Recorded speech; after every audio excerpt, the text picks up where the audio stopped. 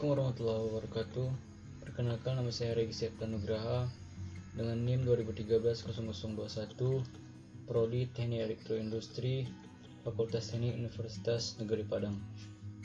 Adapun tujuan saya membuat video ini untuk memenuhi syarat ujian akhir semester saya pada matkul praktikum pengukuran dan instrumentasi.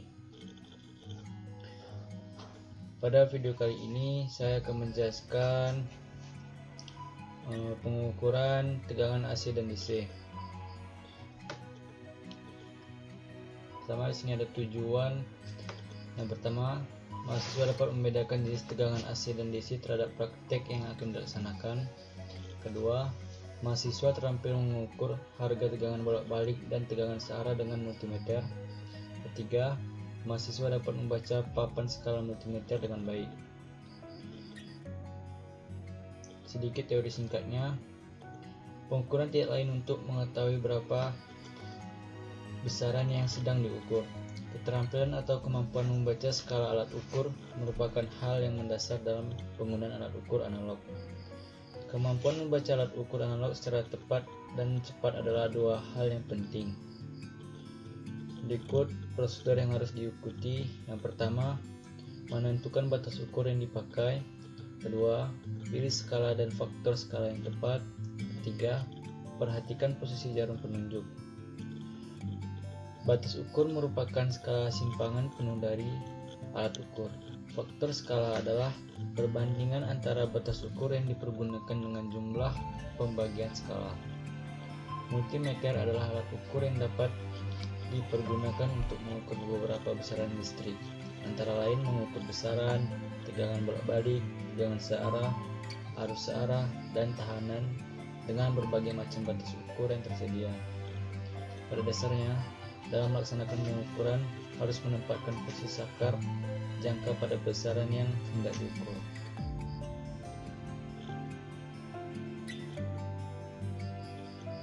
Adapun alat dan bahannya, yang pertama sumber tegangan, kedua transformator, ketiga power supply searah, keempat kabel penghubung. Dan ini gambar pengukuran tegangan bolak-balik. Kemudian langsung saja kita praktikkan dalam aplikasi software multisim.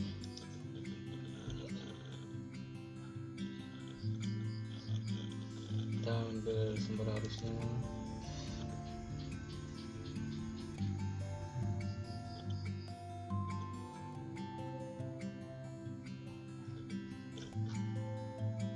Yaitu AC power.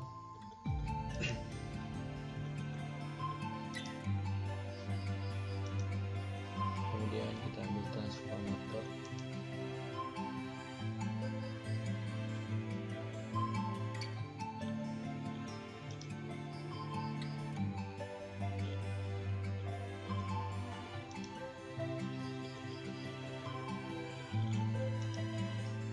Lalu bagian groundingnya.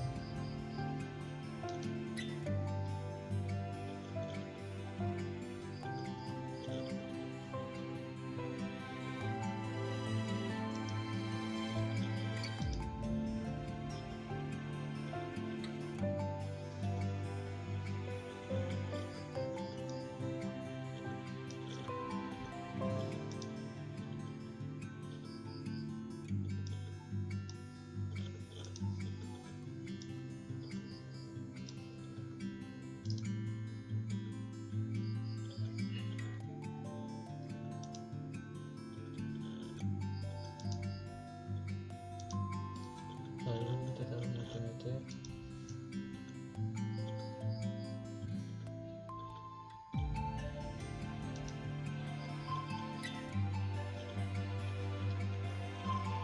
Kemudian kita sambungkan kabel pada setiap komponen.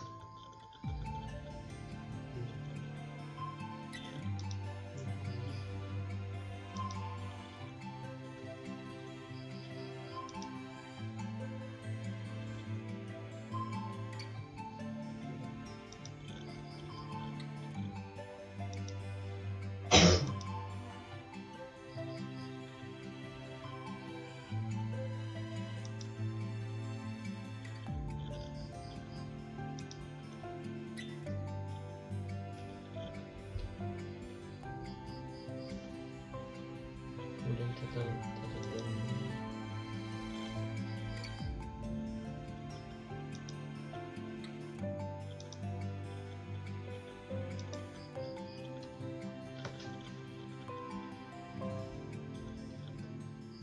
Nah, setelah terpasang seperti ini,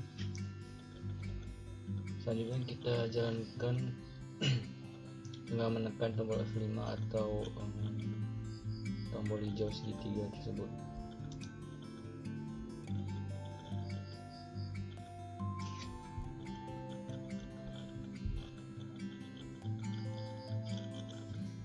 Nah, sudah dibuat seperti ini, kita akan melakukan percobaan pertama, yaitu 10:1, maka dapat hasilnya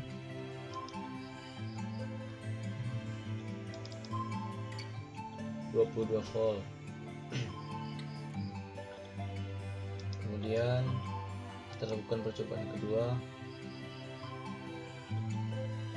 kita ubah menjadi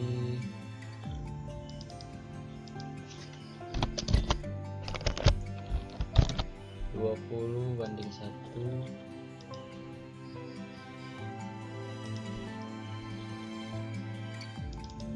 maka dapat hasilnya itu 11 volt. Dan jika ingin melakukan percobaan selanjutnya, maka dapat diubah, ini bisa menjadi 30:1, 40:1, dan seterusnya. Kemudian kita lanjut ke rangkaian kedua, yaitu rangkaian DC,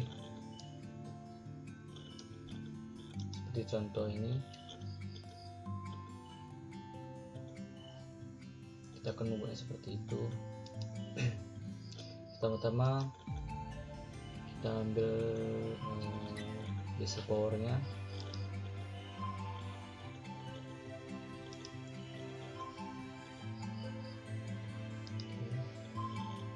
lalu kita ambil multimeter,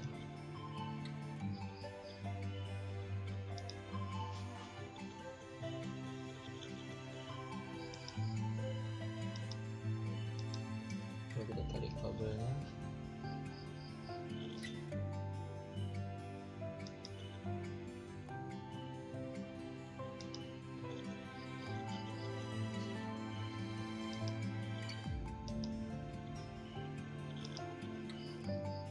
Seperti itu.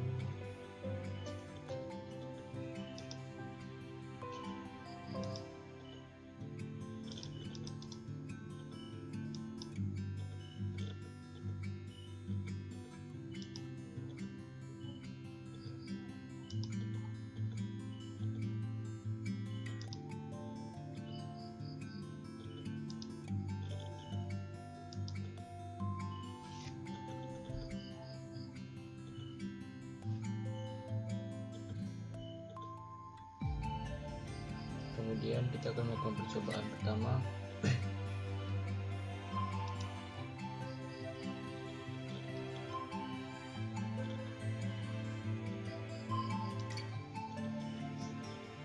Dengan menaruh 12 volt, maka dapat hasilnya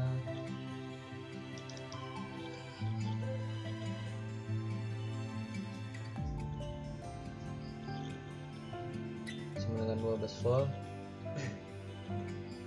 Kemudian kita lakukan percobaan kedua,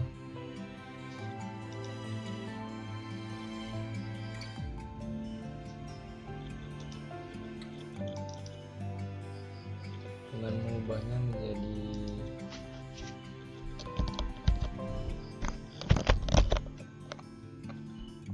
24 volt.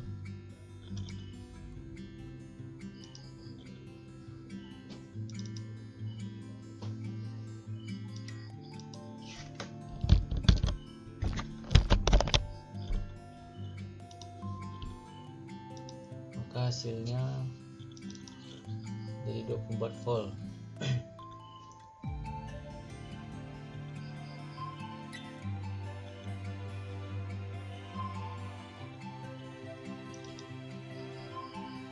Dan jika ingin melakukan percobaan, dapat mengubahnya menjadi seperti 28, 32, dan seterusnya. Kemudian